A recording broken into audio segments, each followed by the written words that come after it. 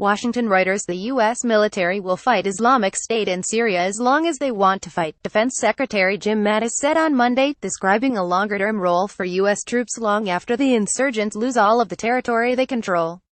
U.S. Secretary for Defense Jim Mattis in central London, Britain, November 10, 2017.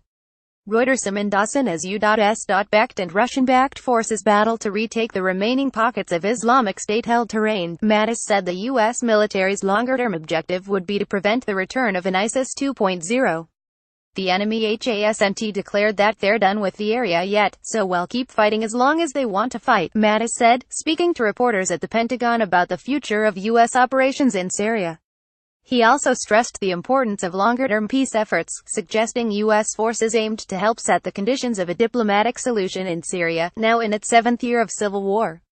"We're not just going to walk away right now before the Geneva process has traction," he added. U.S. President Donald Trump and Russian President Vladimir Putin affirmed joint efforts to stabilize Syria as its civil war wanes, including with the expansion of a July 7 truce in the southwestern triangle bordering Israel and Jordan. Mattis said he believed the southwestern zone was working, and spoke hopefully about additional areas in the future that might allow for more refugees to return home. "You keep broadening them. Try to demilitarize one area, then demilitarize another, and just keep it going. Try to do the things that will allow people to return to their homes," he told reporters at the Pentagon. He declined to enter into specifics about any future zones. Russia, which has a long-term military garrison in Syria, has said it wants foreign forces to quit the country eventually.